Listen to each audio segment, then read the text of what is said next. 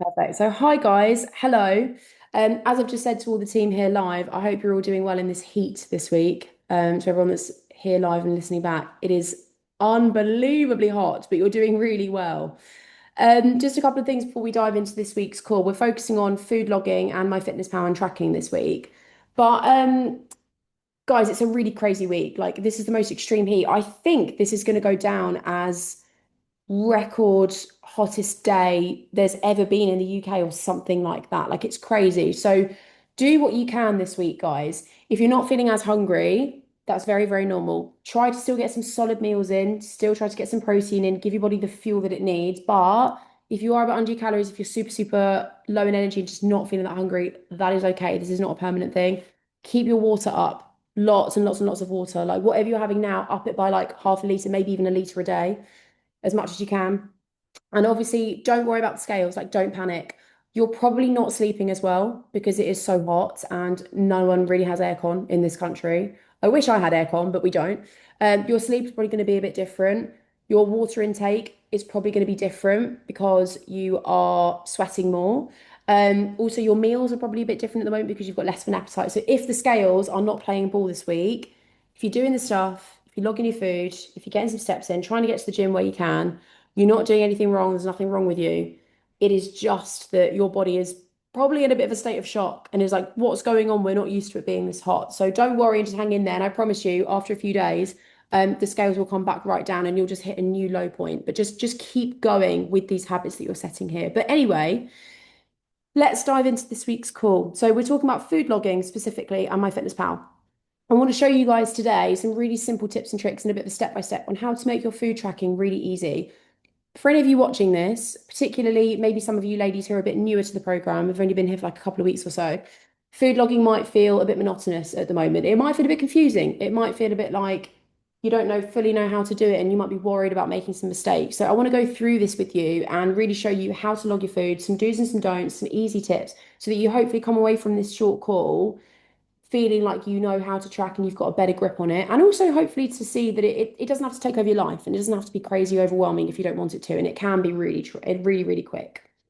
Before we dive in, I'm going to actually tell you guys why we get you to track your food and why we do it. Because I think sometimes when you know why it's so important, it does really help with adherence. So what I always say is what gets measured gets managed.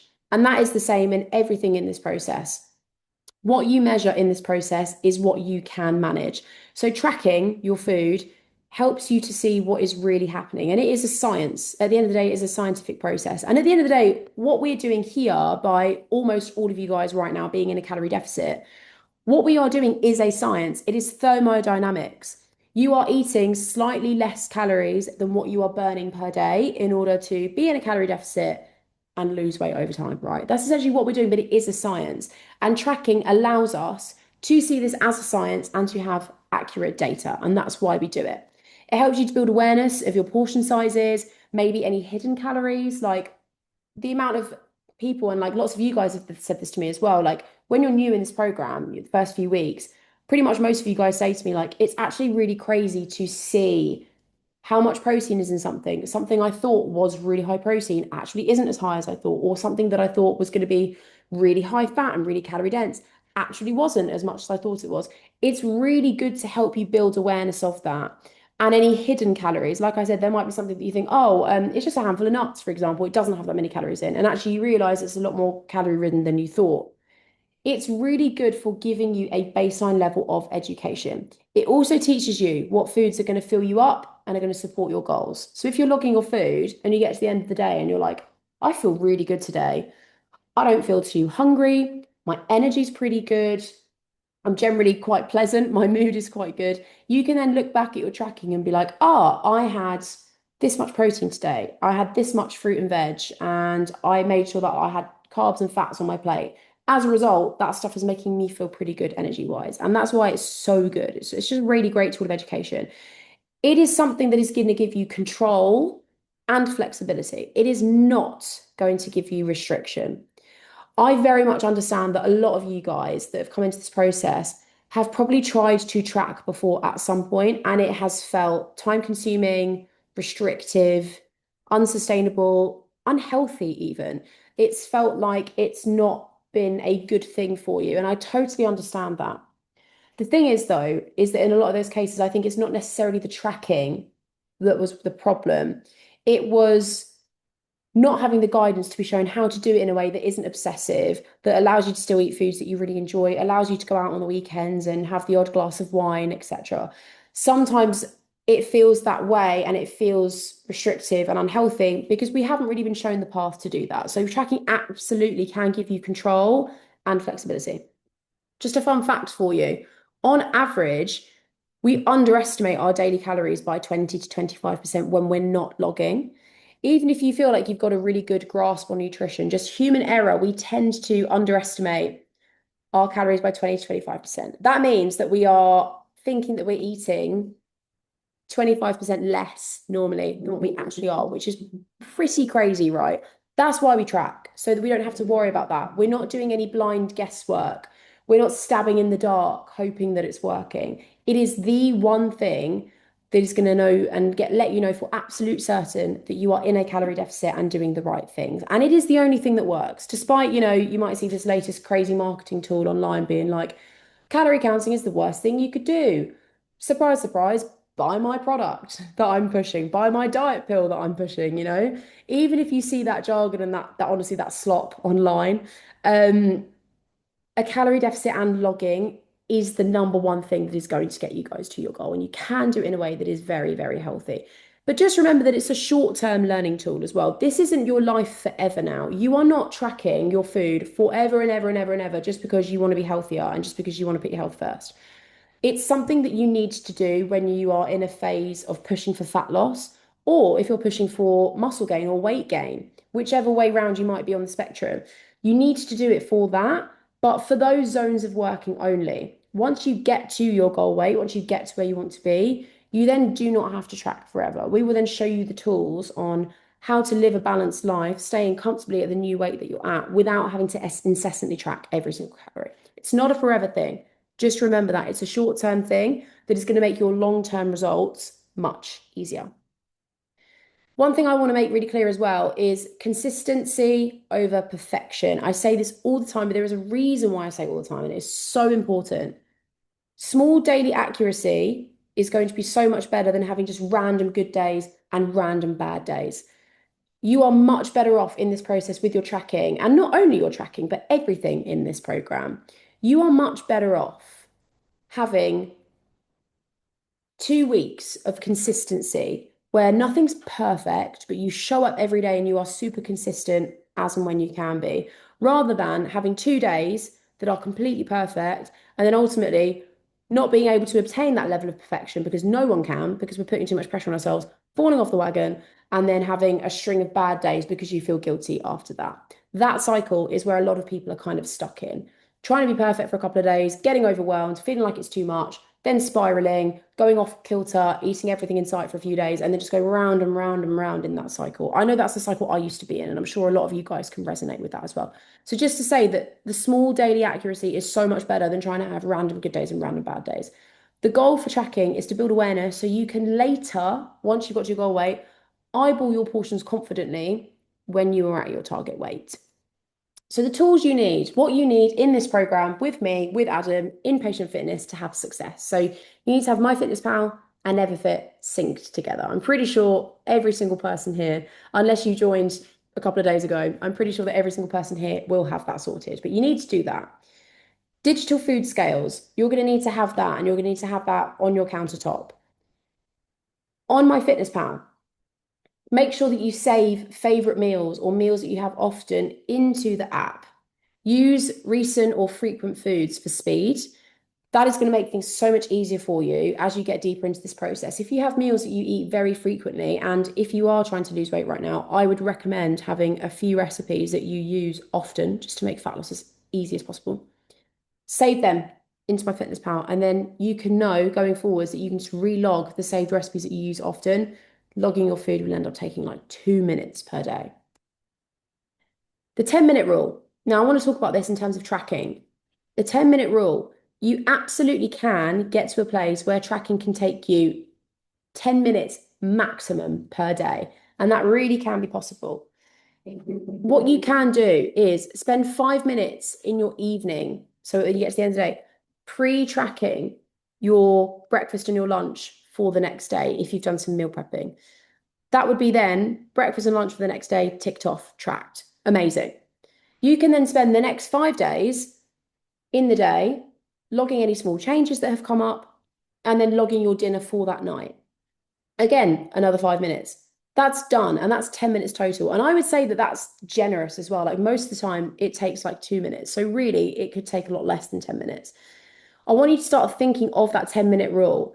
If you're doing some meal prepping, getting into the habit of chucking your breakfast into MyFitnessPal and your lunch the night before, then you can do your whole day at work and not have to think about it or whatever you're doing that day, looking after the kids, whatever it might be. Then all you have to do is log your dinner for that evening for another 5 minutes. If you've had any snacks, get the snacks in there. Boom, 10 minutes per day. This will save you a lot of time, so you're not second guessing what to eat, and it will also help you to get rid of decision fatigue. So what I want to go through now is teaching you how to track step by step. And I'm going to assume I'm talking to someone here that has like maybe never tracked before. So some of you guys, particularly you guys that have been here for a while, you might already know this, you probably do already know this, but it's really good to brush up on your knowledge anyway. But like I said, there's lots of new people as well, so this will be really helpful. So step by step, this is how you want to be logging all of your food. So you want to be logging all the individual ingredients. So you want to weigh your food before you cook it. Always go for the dry weight. So for example, pasta, you want to weigh the pasta dry before you cook it. Because when you cook, you add water to it, it expands, it changes the weight of it. So you always want to weigh your stuff dry before you cook it. Search for the exact food in your app. If you've got something branded, for example, try to look up the actual brand of the food. Depending on what version of MyFitnessPal you guys have, they're always kind of changing their settings. Some people have some features available in the free version, others don't. It's premium only, which is a little bit annoying. But if you do have the barcodes feature, you can just use the barcode and scan for food items. But you want to try and search for the exact food. So, for example, if you have, let me just think of a brand, Warburton's bread, rather than just Googling like random bread, you want to try and find Warburton's white bread and log that. You want to be logging everything. Some things that very often get missed out of the picture and things that can be easily skipped over are your cooking oils. So if you're using vegetable oil, olive oil, that sort of stuff, that stuff needs to be measured and that stuff needs to be logged. Particularly with oils, like 1 tablespoon of olive oil is about 120 calories. It's very calorie dense. It is not the enemy. It is not a bad thing. You can absolutely include it. Just always track it, always measure it, and fit it into your daily calories because it can be very sneaky, very easy to go over it very fast. So make sure you log your oils, any kind of sauces, like if you're having like ketchup on the side of your food or mayo on the side, or even just like a little dab of mustard or something, like you want to be logging that stuff as well. Spreads, so your butters, your oil spreads, all that sort of thing. Drinks as well. Don't forget about your liquid calories, your latte in the morning, if you have a glass of wine on the weekend, all that stuff is calories as well. And don't forget about your extra bites of food as well. This can be really easy to sneak up on calories. You might be like cooking dinner and picking at something while you're eating. You might be chopping something and just like having a couple of bites of food and think, oh, that's nothing. Those calories can add up really fast. Or like there might be a packet of sweets in the cupboard or something, and you might throughout the day just grab like 2 or 3 or 4 sweets mindlessly. That stuff really adds up on calories as well. So any extra bites of food is what you want to be logging as well. My motto is if you bite it, write it. The only things though that you really don't need to track that I would not waste your time tracking, salad leaves, your spinach, your lettuce, your kales, that sort of stuff. That stuff is so low in calorie, really high in nutrients. We just don't need to be weighing out spinach leaves and weighing that. That's a very, very annoying long process. So don't worry about that sort of stuff. Your leafy greens and things as well like that, like your kales, your spinaches, all that sort of stuff. Like don't worry about tracking that. Herbs and spices, don't worry about that either. You don't need to log them. They are very negligible calories. Again, packed with good stuff. And things like black coffee, black tea, you don't need to log that. If you had milk in your tea or milk in your coffee, that would need to be measured and need to be tracked. But if you're just having it black, absolutely doesn't. And adjust your portion size if needed. So let's say, for example, that you are logging something and it comes up with a set weight. Like it might come up with, oh, Warburton's bread, 100 grams. Just be wary of that. So if you didn't have 100 grams, if you had 50 grams, or if you had 200 grams, just make sure that you're putting in the right amount or the right servings of what you've had. And a really good thing to think of is if you are batch cooking. So let's say if you're meal prepping, a lot of the time people ask me like, oh, if I make a meal prep and I've got like 4 meals, how do I go about logging that? What you want to do is you want to weigh out all the ingredients of the whole thing. So if you're making a bolognese, for example, weigh all the individual ingredients, the oils, the onion, the garlic, the veg, the tomatoes, the meat, whatever you're using. Add the total for the entire meal, log it as like 4 servings, for example, if you made 4 portions worth, and then you can relog that and then just divide it by 4 and then just track it as 1 portion. You don't have to incessantly weigh out your bologneses and make sure the 4 portions are weighed perfectly because you want to think of your calories as a weekly target rather than daily anyway. So if you have Monday, your bolognese is slightly more than the bolognese you have on Tuesday, it's going to balance out across the week calories wise, so it really doesn't matter. But you want to do that, track the whole thing, add the total for the whole meal, and then just divide it by over how many portions you are making. So that's your step by step on tracking. I want to talk to you about pre-tracking now because I touched on that a little bit earlier. Pre-tracking your food is going to be a bit of a game changer and going to be a bit of a lifesaver for you. So, like I said, pre-tracking your meals the night before so you know what's going to fit into your calories. So, for example, if you've done some meal prep, let's say you've prepped your breakfasts for the week and you've got some lunches to take to work with you, take into the office, for example, pre-track that. So, when you're sitting down in the evening, get your phone out and spend 5 minutes inputting your breakfast into MyFitnessPal, inputting your lunch that you've meal prepped. You can then get up in the morning, have your morning, spend your whole day at work and not have to think once about, oh God, I've got to get this logged. Oh God, I've got to get this down. You've already done it because you committed to doing 5 minutes the night before of just doing a bit of pre-logging. This removes guesswork, helps you stay on target. You'll make faster and easier food decisions during really busy days as well. You'll remove decision fatigue because you're like, I've done a bit of meal prepping.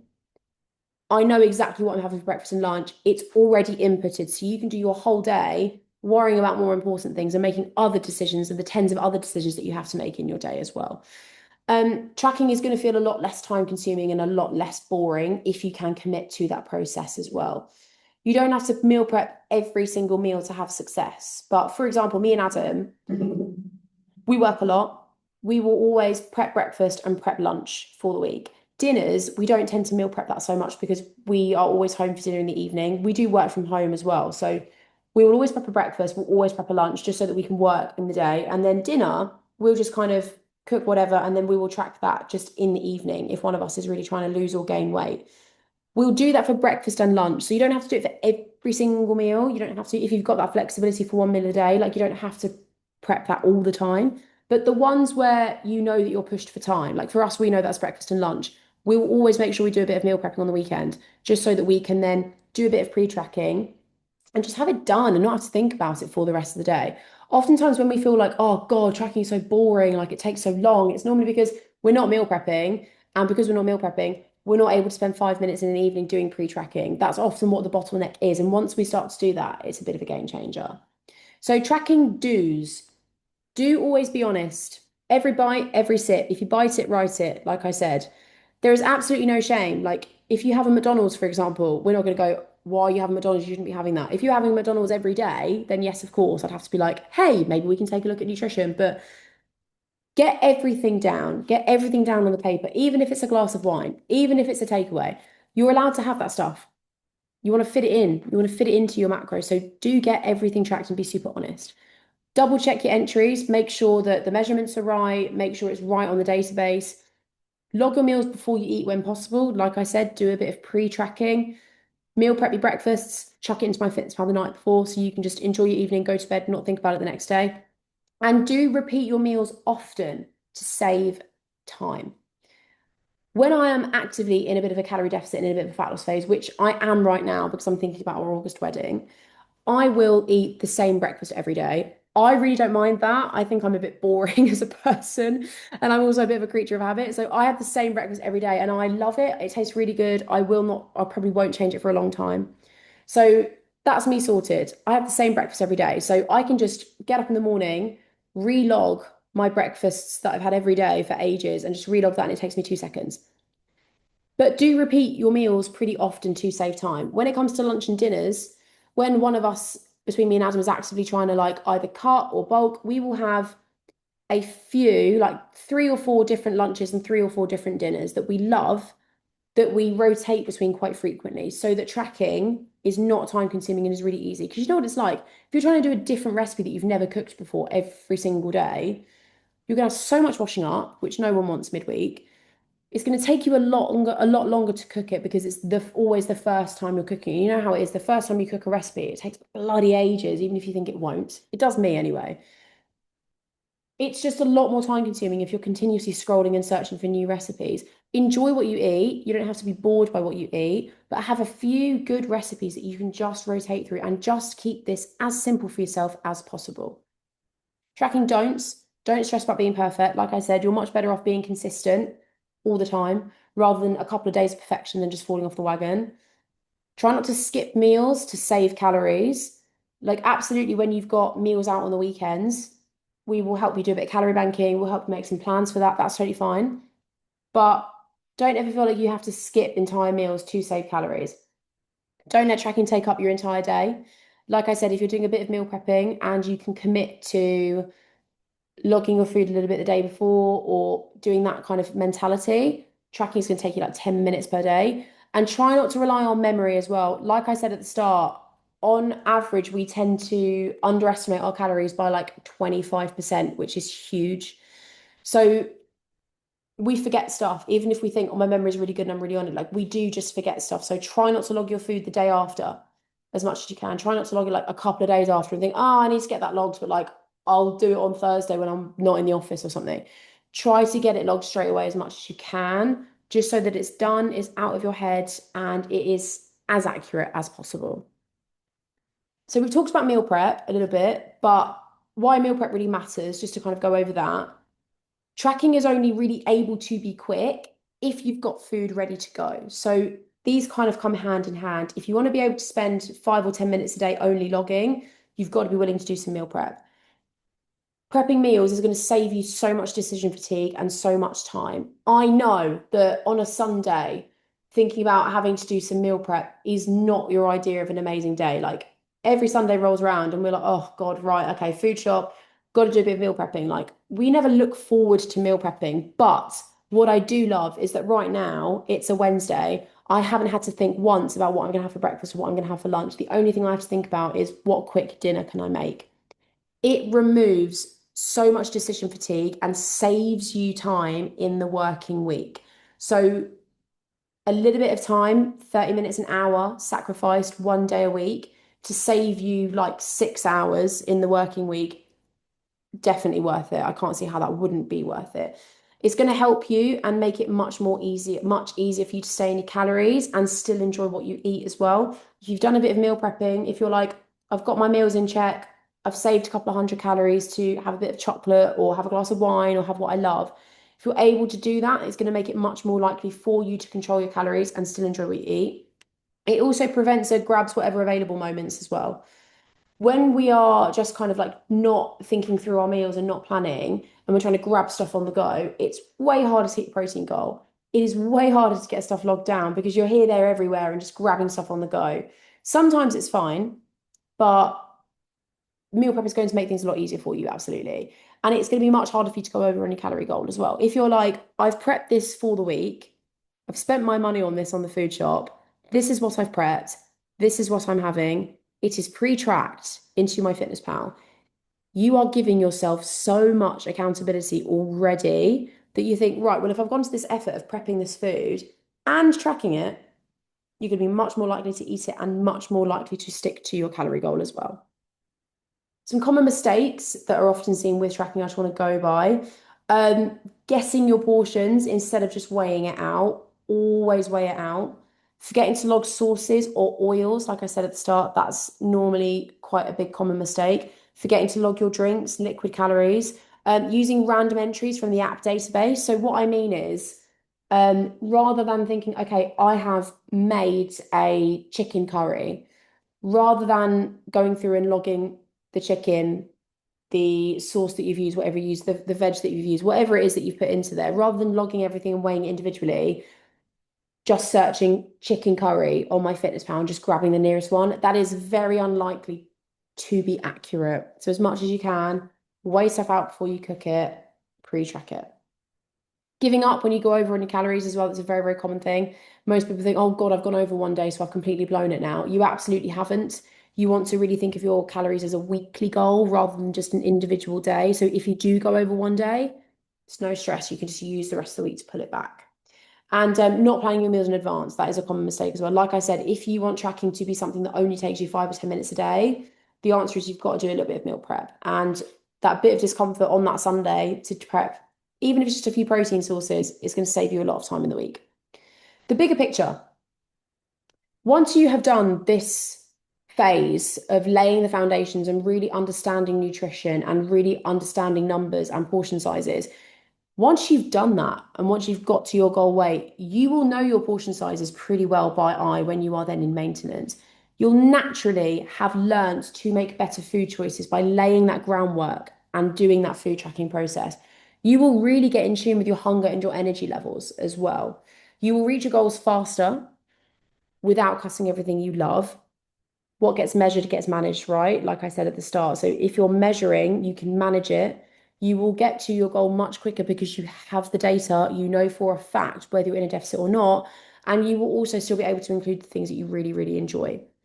And just remember that a bit of discomfort now is going to make for a much easier life later. I know that it's not the dream to be logging your food. Like, believe me, there are some days where I'm like, oh, for God's sake, I've got to do this again. Like, seriously, again?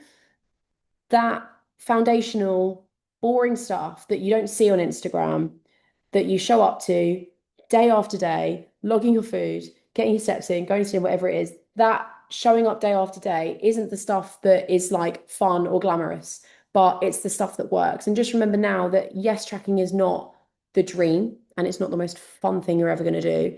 It is the thing that is going to get you to your goal the fastest. And it is the only thing that is really going to get you to your goal. It is the top thing that all of you guys are going to be doing in this process. So just remember that what you're doing now, yes, it might not always be the most fun thing, but it's going to make for a much easier life for you later. It's going to make you fitter and healthier and stronger and live a longer and happier life. And that's something really valuable to hold on to when you are doing this. So to wrap up, some action steps for you if you're not doing any of the following right now. Go ahead and go and pre-track some of tomorrow's meals for tonight, even if it's just your breakfast or even if it's just a couple of snacks or something. Start to get into the habit of thinking, okay, well, maybe when I'm watching TV in the evening, I could whip my phone out and for 5 minutes, just pre-track a bit of food for tomorrow and then I don't have to do it tomorrow. Log everything. Get all your food tracked. Log everything. If you bite it, write it, and just practice for the next 7 days and just practice logging for 10 minutes per day. Build up the skill and build up the habit like you would if you were in the gym. We go into the gym because we want to get stronger and fitter and healthier every week, and we want to perform better and have lift with better form, lift more weight. This is exactly the same. You're learning a new skill. So show up every day, practice it, and you will get really good at it. If you show up, practice it every day, always ask me or always ask Adam for help. Any questions that you have, even if they feel like really minor or silly questions, there are no silly questions. If you do that, you will get really good at it. The same way as if you keep showing up to the gym, you will get better at the gym. And just reflect on what you've learned each week, especially if you're someone that's more towards the beginning of your journey. That is everything I wanted to go through with you this week, guys. For those of you that either are new here or maybe if you just find tracking difficult, which is okay, by the way, it's okay to find it hard. Hopefully this has given you a bit of clarity. So the top things I want you to take away from this is meal prepping is going to be the answer. Meal prepping is going to save you in a lot of cases. So if you're not meal prepping right now, start to meal prep, even if it's one meal a day. Weighing everything, every bite of food, apart from those things I mentioned, like the leafy greens, the herbs and spices, black coffee. Log everything. Everything needs to get written down. Everything needs to get measured. Keep your meals basic and repeatable and use the same few recipes so that weight loss is as easy for you as possible and logging is as easy for you as possible. And don't worry about getting it completely perfect. Just do your best and always ask questions on this. Show up for help and ask for the help that you need. I hope this is really helpful, guys, and I'm going to let you go. It's going to be a bit cooler tomorrow, so I hope you guys all manage okay in the heat. And I'll catch up with you guys all really soon. But it's great to see so many of you live here, as always. I hope you guys have a great one, and I will speak with you all very soon.